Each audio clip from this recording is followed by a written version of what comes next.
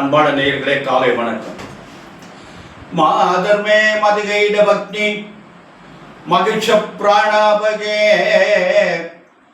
சரோத்யே கேலார் நிர்மித தூம்ரலோச்சனவதே K சண்டமுண்டாத்தனி விசேஷிகிருதரத்த பீஜதனுஷே Nithya நிசும்பாவகே சும்பத்வம்சனி சங்கரா துரிதம் துர்கே நமஸ்தே அம்பிகே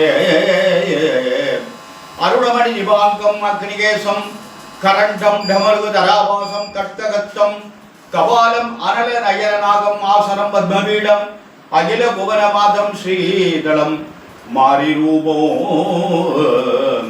அன்பார்ந்த நேயர்களே, ஆனி மாதம் 6ஆம் நாள் சுக்கிரவாரம் வெள்ளிக்கிழமை, நவமி திதி காலையில் 6:42 வரை, பின்னாடி தசமி திதி, ரேவதி நட்சத்திரம் 7 மணி 7 நிமிடம் இரவு, பின்னாடி அஸ்வதி நட்சத்திரம்.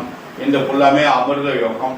ராகுகாலம் வெள்ளிக்கிழமை எப்போதுமே 10:30 முதல் 12, யமகண்ட 3 முதல் 4:30, குளிகள் 7:30 முதல் 9, சூலம் மேற்கு, பரிகாரம் வெள்ளம். அன்பான நேயர்களை, இந்த கிரகங்கள்லாம் எப்படி இருக்கிறது அப்படி பார்ப்போம். இது மிதுனத்தில் சூரியன், புதன், குரு 3 கிரகம் இருக்கு. செவ்வாய் கேதுவும் சிம்மத்தில் இருக்கு. சனி ராகு கும்பத்தில் இருக்கு. சந்திரன் மீனத்தில் இருக்கு. மேஷத்தில் சுக்கிரன் இருக்கு. இது இந்த கிரகங்களுடைய அமைப்பு. இந்த ராசி பலன்கள்லாம் எப்படி இருக்கிறது? மேஷ ராசி என்பவர்களுக்கு இந்த குரு பகவான் 3ஆம் இடத்துல இருக்காரு. 3ஆம் இடத்துல 3ஆம் அதிபதியோட சேர்ந்து இருக்காரு. சூரியன் வேற அதோட இருக்காரு.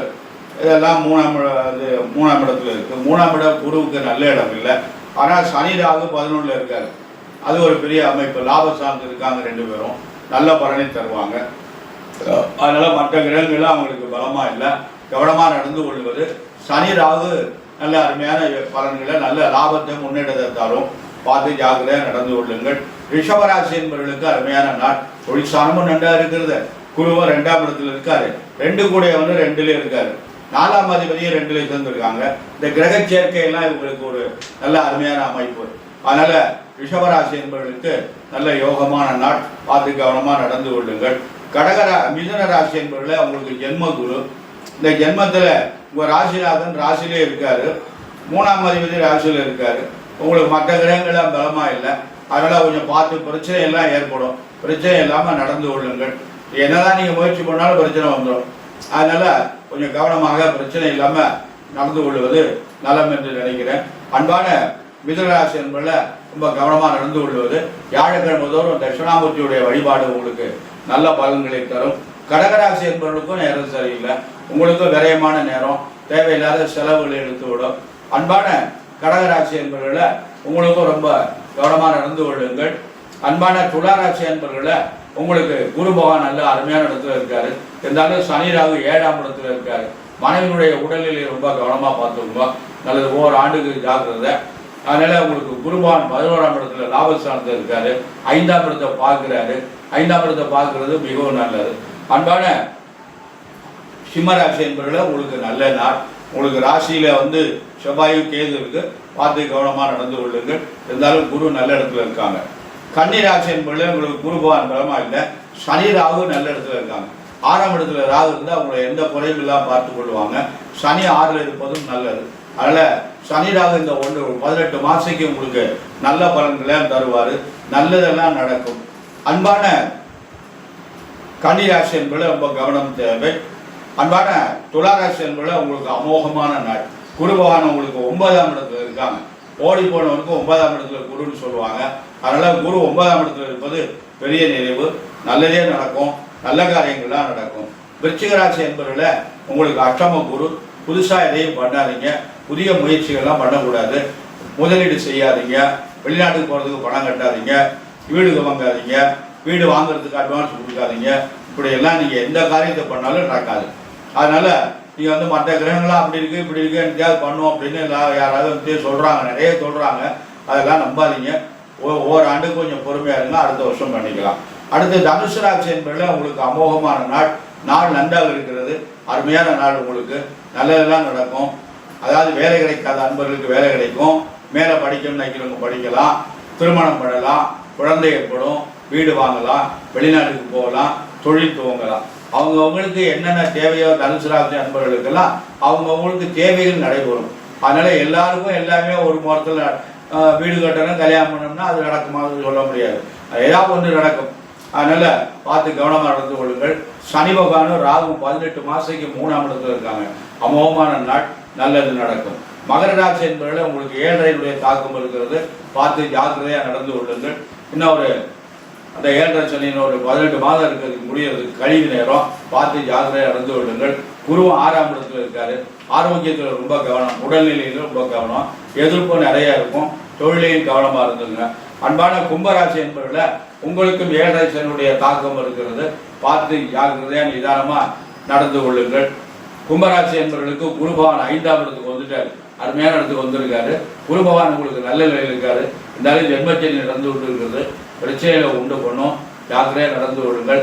அவங்க வயதுப்படி முதல் சுற்று, 2வது சுற்று, 3வது சுற்றெல்லாம் நடக்கும். அன்பான மீன ராசி என்பதில் உங்களுக்கும் குருபவான் 4ல் இருக்காரு. 4ல் இருந்தாலும் அவருடைய பார்வை 10ஆம் இடத்தை பார்க்குறாரு. தொழில் சார்ந்த பார்க்குறதால தொழில் நன்றாக இருக்கும். அன்பான மீன ராசி என்பதில், கும்பராசி என்பதில், மகராசி என்பதில் உங்கள் 3 ராசிக்கு 7.5 தாக்கம் இருக்கிறது. பார்த்து கவனமாக நடந்து கொள்ளுங்கள். உங்களுக்கு நல்லதே நடக்கும். நல்ல காரியம்லாம் நடைபெறும். அன்பான மகர ராசி, கும்பராசி, மீன ராசி என்பதில் சனிக்கிழமை விரதமாக இருந்து சனி பகவானுக்கு எள்ளு தீபம் ஏற்றி அர்ச்சனை பண்ணுங்க. காக்காய்க்கு சாதம் வச்சுட்டு சாப்பிடுங்க. முடிஞ்சதுன்னா வன்னி பத்திரம் கிடைச்சதுன்னா அதனால சனி பகவானுக்கு அர்ச்சனை பண்ணுங்க. வன்னி மரம் கிடைச்சதுன்னா வாங்கி இந்த மாதிரி பொதுவான இடங்களில் பயிர் செய்யுங்க. நல்லதே நடக்கும். அன்பான நேயர்களை, நமக்கு பக்தி தான் முக்கியம். நமக்கு எவ்வளவு அன்போடு பக்தி செய்கிறோமோ அவ்வளவு நமக்கு நல்லது நடக்கும். எவ்வளவு இறைவனுடைய நாமங்களை நாம் பாராயணம் செய்கின்றோமோ அவ்வளவு நமக்கு கஷ்டங்கள் இருந்தால் விடுபட்டு நம்ம நன்மைகள் அடைவாங்க. இது சில பேர் என்ன சொல்றாங்கன்னா, நான் இந்த மாதிரி பரிகாரம் பண்றேன், அதனால உங்களை எல்லாம் மாற்றி அமைச்சிடலாம், கஷ்டங்கள்லாம் குறைஞ்சிடும் சொல்றாங்க. எனக்கு அதுல நம்பிக்கை இல்லை. இறைவனுடைய வழிபாடு தான் நமக்கு நம்பிக்கை. இறைவனை நோக்கி நாம் தவம் இருக்கணும், பாராயணம் செய்யணும், இறைவனுடைய நாமத்தை அனுதினமும் விடாமல் சொல்லிகிட்டே இருக்கணும். அப்படிலாம் சொல்லிட்டு வந்தோம் யாரால் நமக்கு கஷ்டங்கள் குறைந்து நமக்கு ஒரு நல்லருள் கிடைக்கும். வழிபாடுதான் நமக்கு நல்லது. சிவாய நம எந்த சிந்திப்பார்க்கு அபாயம் ஒரு நாளும் இல்லை, இதுவே உபாயமாகும் என்று ஔவையார் சொல்லியிருக்காங்க.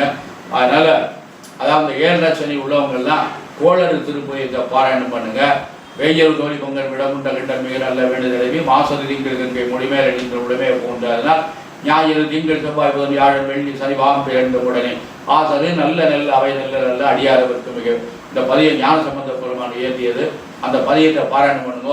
7.5 பகவானுடைய நம்மளை தாக்கம் அதிகமாக இருக்காது. கஷ்டம் இருக்கும், தாக்கம் அதிகமாக இருக்காது. அதனால இறை வழிபாடு செய்து நாம் நலமுடன் வாழணும். கவலைப்படாதீங்க, நாம் எல்லாரும் நலமுடன் வாழணும். நலமுடன் வாழ்வதற்கு நாம் எம்பெருமான் சர்வேஸ்வரன் நமக்கு நல்ல அருள் செய்வார். அதாவது பரமேஸ்வரனுக்கு மிஞ்சியது யார் ஒரு உலகத்தில் எந்த தெய்வமும் கிடையாது. சிவபெருமானுக்கு மிஞ்சிய தெய்வம் உலகத்திலே கிடையவே கிடையாது. அவருக்கு உட்பட்டதான் மற்ற கிரகங்கள் எல்லாம். அவருடைய ஆழ்மைக்கு உட்பட்டு தான் மற்றவங்களாம் இயங்கணும். உலகமே இயங்குறது சிவபெருமானுடைய தில்லை கூத்தனுடைய ஆட்டம் என்று நிற்குதோ உலகம் நின்று விடும். அவருடைய ஆட்டம் நடந்து கொண்டிருக்கிறது, உலகம் இயங்கி கொண்டிருக்கிறது. அவர் ஆட்டத்தை நிப்பாட்டினா உலகம் இயக்கம் நின்று விடும், அத்தனையும் நின்று விடும். அதனால எம்பெருமான் தில்லை நடராஜ பெருமான் அருளும், எல்லாம் வல்ல எம்பெருமான் வள்ளல் பெருமான் முருகப்பெருமானை அருளும் நமக்கு எல்லாருக்கும் வேண்டும். அதனால நம்ம குழந்தைகளாம் நன்றாக சிறப்பாக நல்ல நோய் நொடி இல்லாமல் வாழணும், நல்லா படிக்கணும், நல்ல வாழ்க்கை அமையணும். இதுக்கெல்லாம் நமக்கு எல்லா எம்பெருமான் அந்த கீழே கூத்தர் அருள் செய்யணும் என்று எல்லாம் வல்ல எம்பெருமான் சர்வேஸ்வரனையும் வள்ளல் பெருமான் முருகப்பெருமானை வள்ளியின் மணாளன் முருகப்பெருமானையும் பிரார்த்தனை செய்து நிறைவு செய்கிறேன். நன்றி, வணக்கம்.